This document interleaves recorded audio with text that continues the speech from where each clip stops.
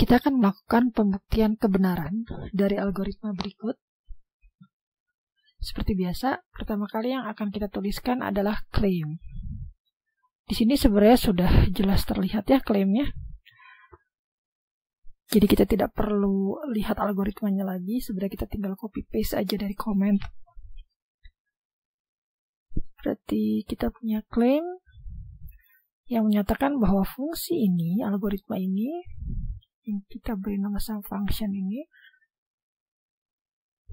apabila memiliki parameter n, maka dia akan mengembalikan hasil penjumlahan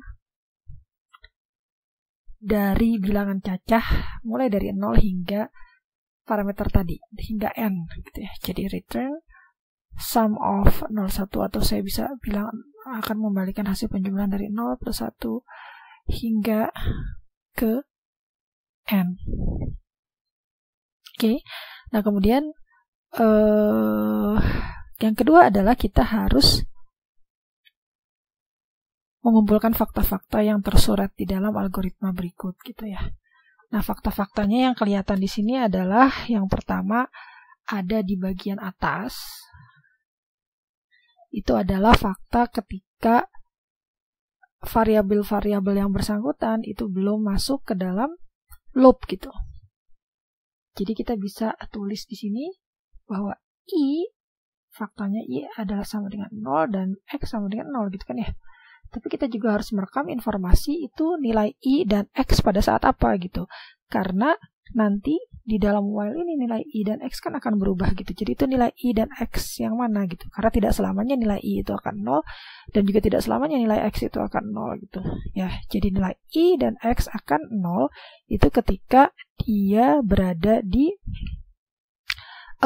sesaat sebelum masuk while atau di iterasi ke 0, maka kita harus kasih subscript ini untuk menambah informasi bahwa yang nilainya 0 itu adalah i pada saat iterasi ke 0 atau i 0. Begitu pula dengan x. Oke. Kemudian yang selanjutnya adalah kita akan merekam fakta-fakta yang ada di dalam loop. Jadi yang ini. Ya. Oke. Fakta-fakta yang ada di dalam loop, bagaimana caranya kita menggambarkannya? Kita harus menggambarkannya sebagai proses selanjutnya gitu ya. Biasanya kita pakai variabel sebenarnya bebas saja, tapi di sini kan sudah ada i, sudah ada x, sudah ada n, maka kita bisa pakai variabel yang lain, misalnya j gitu. Oke. Nah, si j-nya ini, kalau misalnya dia mau menangkap informasi mulai dari 0, 1, 2, 3 kan dari iterasi ke 0, iterasi ke 1, iterasi ke 2 sampai iterasinya selesai. Jadi saya anggap saja begitu. Jadi j ini akan berubah-ubah nilainya tergantung dia ada di iterasi keberapa gitu ya. Jadi dia menunjukkan iterasi keberapa. Nah, kemudian proses di dalam iterasi itu kan dia mulainya dari 1 kan ya. Berarti kita bisa bilang j plus 1 gitu. Jadi iterasi sesudah yang di sebelah kiri ini. Ya. Jadi kita bisa sebut sebagai i j plus 1 gitu. Oke. Karena dia adalah proses yang selanjutnya. Jadi kita ingin memotret proses yang ada di dalam loop. Begitu pula dengan x j plus 1.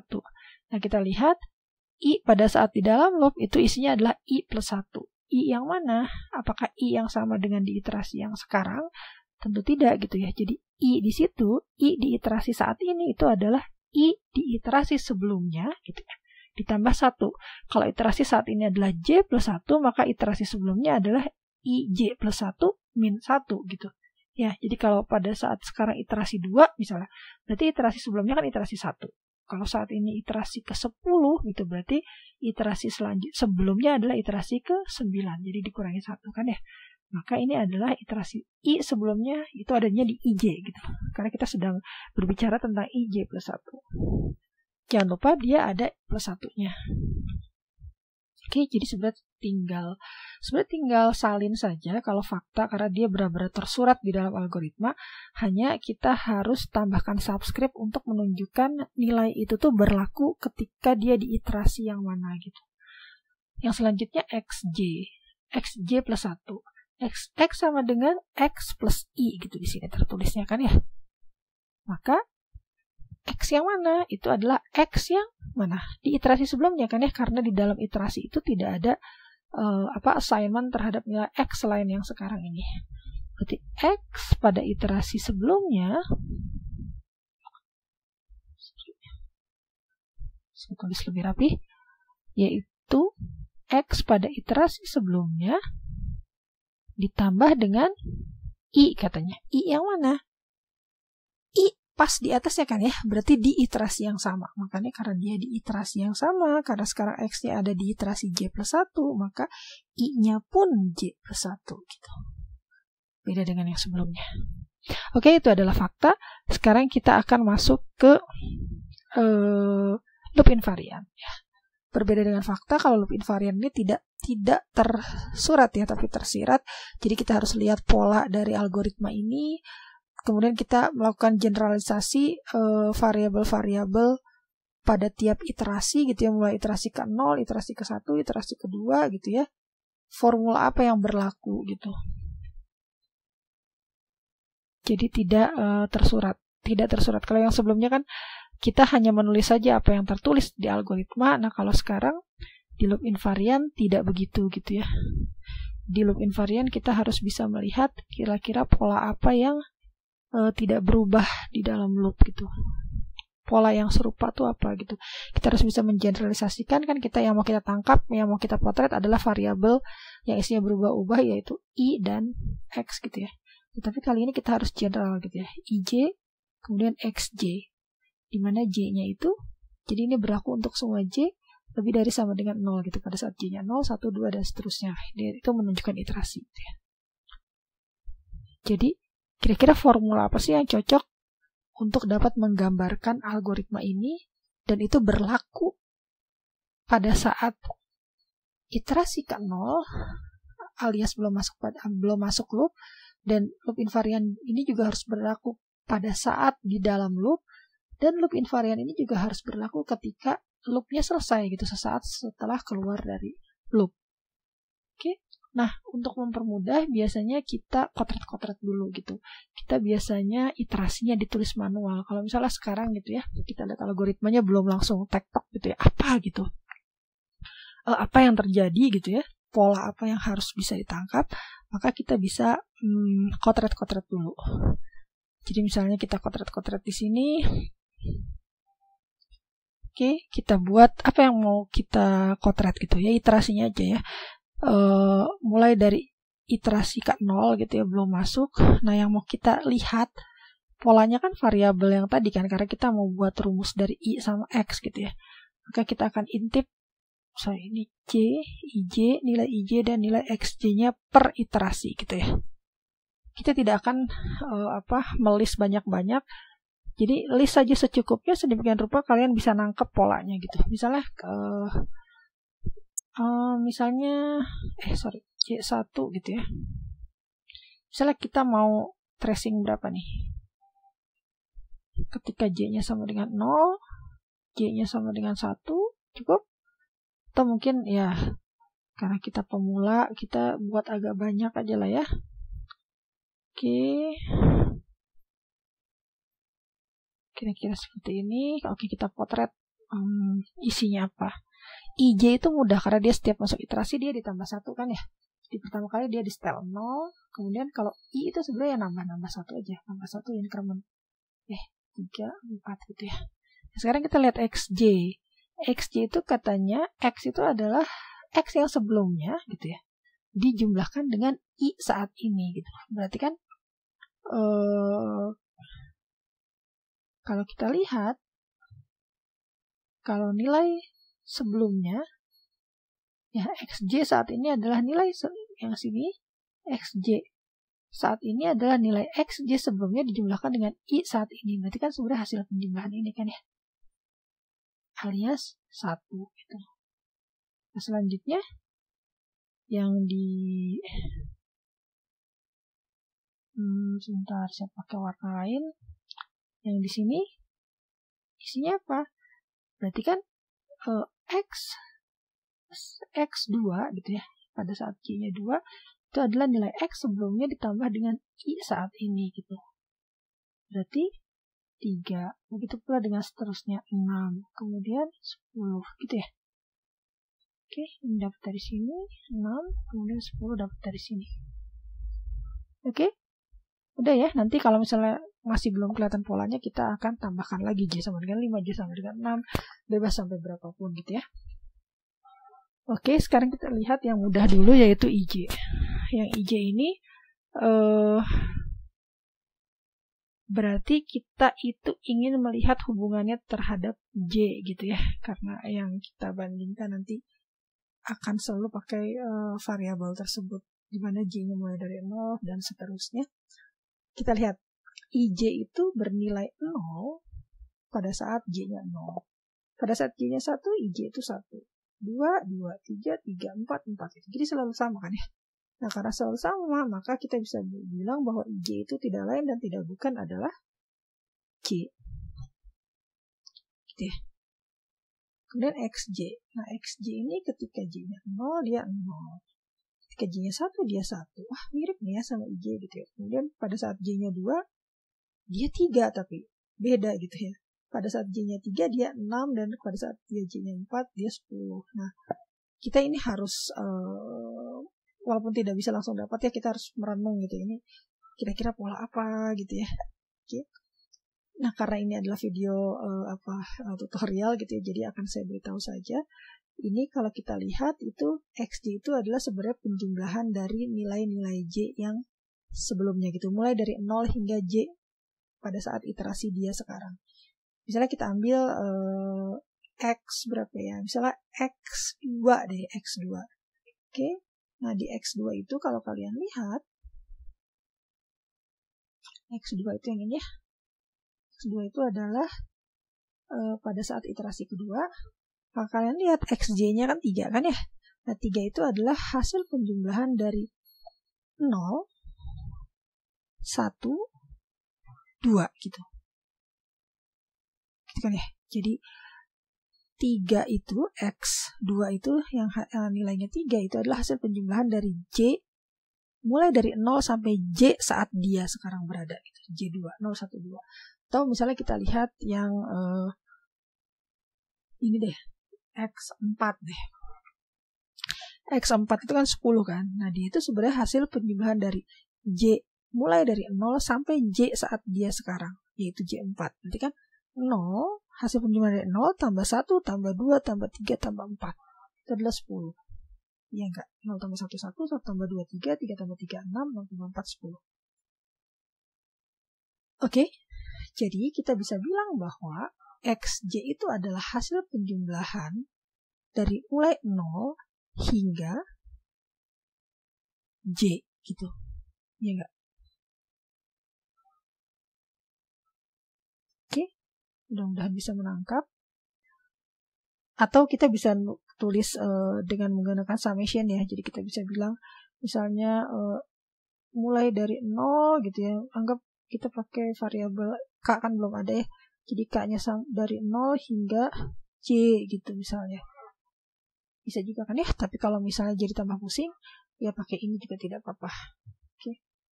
Pembiasaan pakai summation seperti ini itu untuk mengakomodir atau siap-siap ke materi-materi selanjutnya gitu, karena kita akan pakai itu.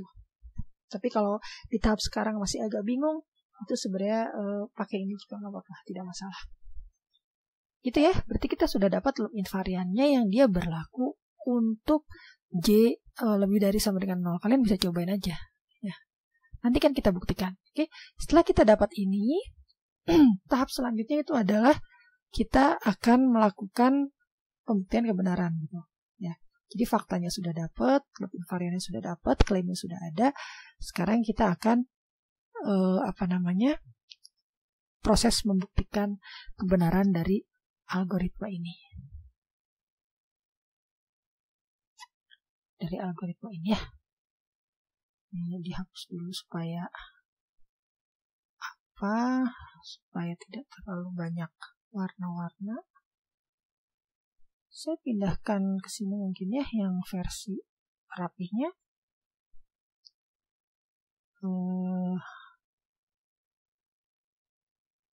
Oke, ini ya.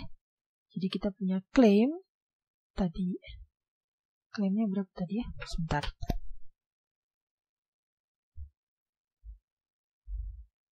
Oke. Nah, sekarang adalah waktunya membuktikan. Kita pakai warna yang lain. Pembuktian kebenaran dengan menggunakan induksi itu kan ada 3 tahap. Yang pertama adalah kita harus membuktikan bahwa basisnya itu adalah benar. Setelah itu kita harus punya yang namanya induction hipotesis. Kita asumsikan bahwa kita punya hipotesis yang tentu saja benar gitu ya. Namanya juga hipotesis ya, kita asumsikan benar. Kemudian yang terakhir adalah kita akan karena hipotesis itu baru asumsi bahwa dia benar, maka kita harus membuktikannya dengan menggunakan induction step gitu yang RTP itu ya. Oke, kita mulai dulu dari yang paling mudah, yaitu basis gitu ya. Base-nya itu berlaku ketika J-nya kan kita mulainya dari 0 gitu ya. Nah, ketika J-nya mulai dari 0, kita lihat berarti I0-nya itu sama dengan J. J-nya kan 0 ya. Maka ini sama ya. Oke, faktanya adalah memang I0 itu 0 gitu, berarti benar. Kemudian selanjutnya adalah X0 itu adalah 0 tambah 1 tambah dan seterusnya sampai tambah J gitu. Nah, J-nya kan 0 ya, berarti 0 juga gitu ya. Jadi, si variabel J-nya diganti dengan 0. Nah, berdasarkan fakta, memang X0 itu isinya 0 gitu. Jadi, kita bisa bilang bahwa ini terbukti benar basisnya. Jadi, base is proved gitu ya. Kemudian yang kedua adalah hipotesis. Nah, induction hipotesis ini sebenarnya hanya tinggal copy paste dari loop invariant gitu ya. Jadi kita tinggal bilang bahwa untuk semua assume gitu ya,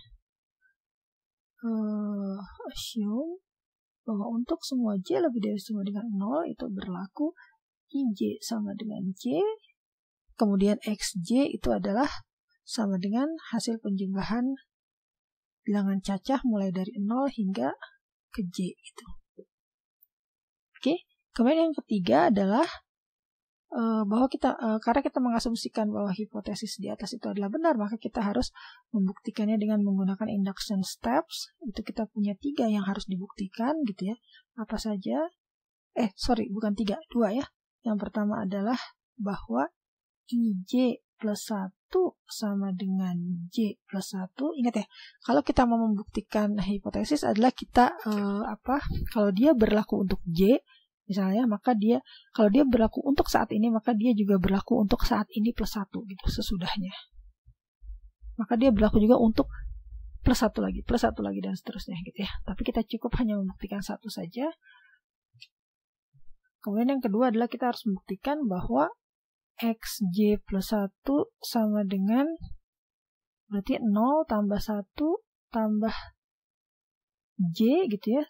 Kemudian J-nya plus 1 gitu. Aduh, kok acak-acakan sebentar.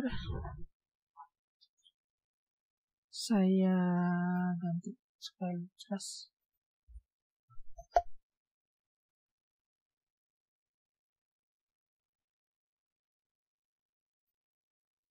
Nah, seperti itu ya. Nah, sekarang kita tinggal membuktikan itu gitu. Dengan modalnya apa? Modalnya adalah fakta dan hipotesis gitu ya, invariant. Yang pertama adalah seperti biasa kita harus membuktikan, ingat apa yang harus dibuktikan, bahwa LHS-nya, left hand side-nya itu harus sama dengan right hand side gitu. Jadi kita harus berusaha gimana sih caranya untuk membuktikan left hand side sedemikian rupa sehingga dia akan sama dengan LHS gitu ya. Kita lihat LHS-nya, left hand side-nya atau bagian kirinya itu adalah IJ plus 1. Nah, kita coba cari di modal yang kita miliki, yaitu fakta dan hipotesis. Ada nggak sih IJ plus 1? Ada nih kan ya, IJ plus 1. IJ plus 1 sama dengan katanya IJ plus 1. Jadi ini kita dapat berdasarkan fakta. Nah, kemudian sudah sama belum dengan RHS? Padahal RHS-nya J plus 1. Berarti belum kan ya? Plus 1-nya udah mirip nih. Kita sekarang berarti IJ-nya yang nggak ada gitu ya. Coba kita cari IJ di tempat lain. Apakah ada di fakta? Tidak ada. Kita lihat di hipotesis. Nah, di hipotesis kan ada nih. Ya. Hipotesis itu bilang bahwa IJ itu sama dengan J. Berarti kita bisa bilang ini J. Jangan lupa masih ada plus satunya. Ini kita dapat dari hipotesis. Gitu ya. Nah, kalau kalian lihat, sudah sama kan ya? Ini LHS, itu sama dengan RHS-nya gitu. Karena sudah sama, maka kita bisa bilang bahwa satu ini sudah terbukti, gitu kira-kira. Oke. Nah, selanjutnya adalah selanjutnya adalah kita akan membuktikan yang nomor 2. Kita ganti warna coba. Yang nomor 2 itu adalah XJ plus 1. Ya. Yang left hand side-nya. Sekarang kita mau gimana caranya supaya dia sama dengan right hand side. Yang XJ plus 1 itu kita bisa dapat dari fakta bahwa XJ plus 1 itu sama dengan XJ ditambah IJ plus 1 gitu. Belum ya, masih jauh ya. Nah, sekarang kita coba, ini kita tulis ini, kita dapatnya dari fakta. Sekarang kita lihat XJ itu ada ya. XJ itu ada di hipotesis gitu ya. Jadi XJ itu sama dengan 0 tambah 1 tambah, ini kan hasil penjumlahan dari sampai J gitu. Oke. Nah, kemudian ini kita harus jumlahkan lagi dengan IJ plus 1. Oke, J plus 1 berarti ini akan kita dapatkan dari hipotesis.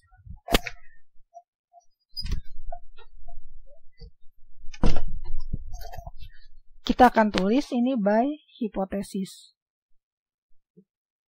Oke. Nah, selanjutnya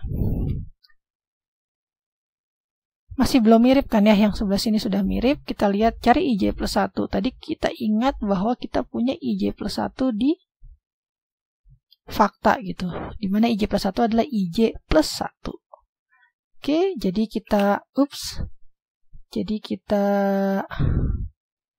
coba ke sana ya. Tadi IJ plus 1-nya sama dengan IJ plus 1 gitu ya. Ini masih sama, 0 tambah 1 sampai J ditambah ini gitu ya. Ini by fakta. Nah, sudah mirip, masih ada IJ gitu. Nah, si IJ ini kita bisa lihat di hipotesis kan ya. Di hipotesis tadi bahwa IJ itu adalah J. Ini kan sama nih kayak yang di sini nih ya. Jadi sama dengan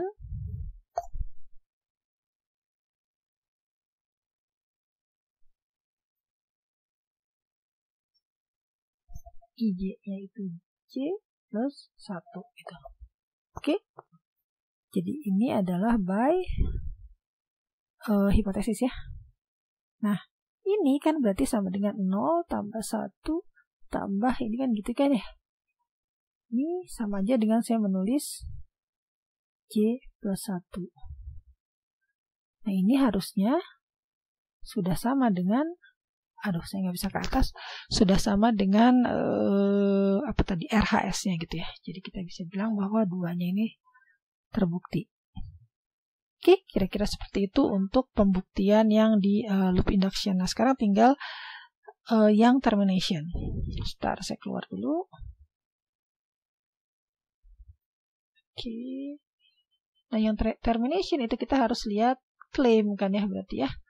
Oke, sekarang klaimnya kan tadi katanya sum function n itu return hasil penjumlahan 0 tambah 1 tambah sampai n gitu kan ya.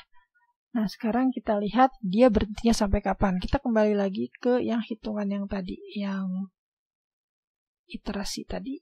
Nah, yang ini. Oke. Yang ini kita bisa lihat termination-nya adalah kapan sih? Yaitu pada saat J-nya misalnya kita sebut sebagai suatu waktu yang kita sebut sebagai T. Nah, ketika dia sampai T, maka kita bisa bilang bahwa IT-nya berapa? Di sini berapa IT gitu ya. IT-nya adalah karena IJ sama dengan J, maka IT-nya, ini IT ya, itu sama dengan T juga kan gitu ya. Berarti kita punya satu persamaan bahwa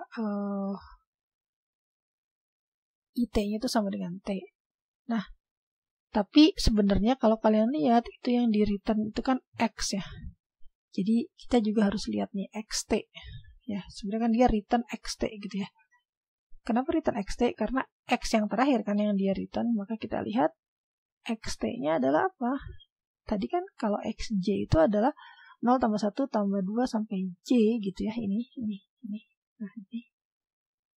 Oke. Ini. Nah, maka kalau XT itu berarti kita bisa bilang bahwa XT itu adalah 0 tambah 1 tambah sampai T gitu ya. Oke, yang ini kita ingat-ingat atau kita copy deh ya.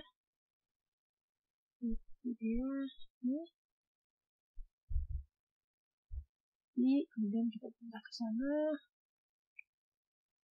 Oke, di sini. Nah, kita paste ke sini.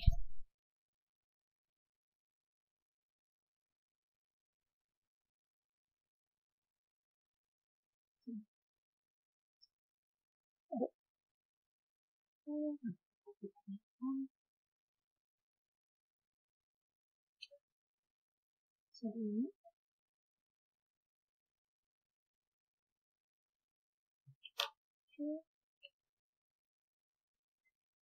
Paste ke sini. Ini.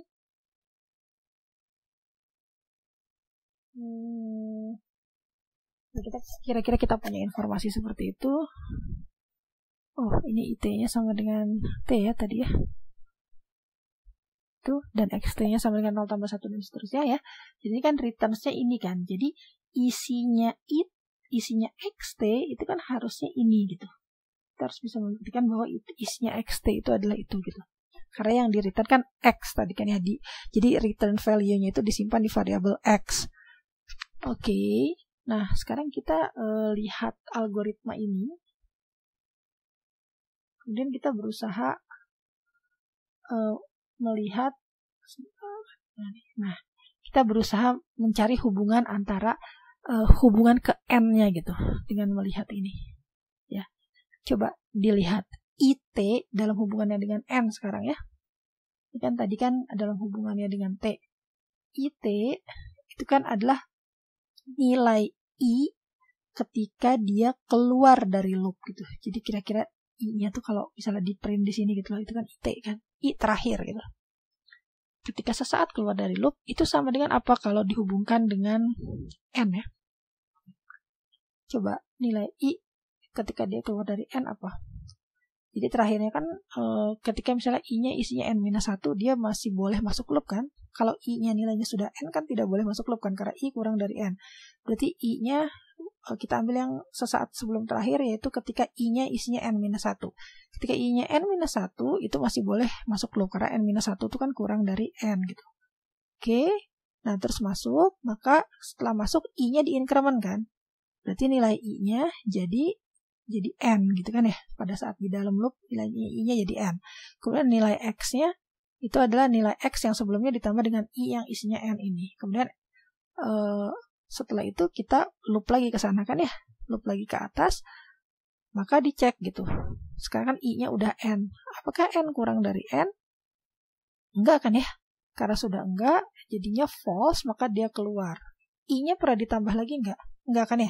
Jadi I terakhir itu isinya N, alias ini IT-nya itu berarti isinya N gitu. Oke, nah kalau IT sama dengan T, kemudian IT sama dengan N, berarti kita bisa bilang bahwa T sama dengan N, iya enggak? Karena T sama dengan N, maka saya bisa masukin ke sini.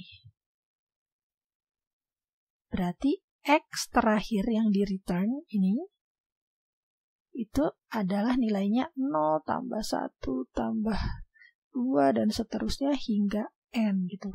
Cocok nggak sama klaimnya? Kan ya? Cocok kan?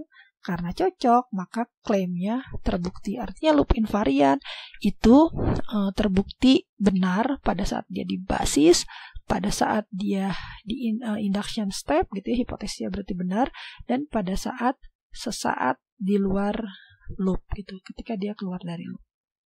Berarti semuanya proof. Kira-kira seperti itu. Semoga bisa dipahami.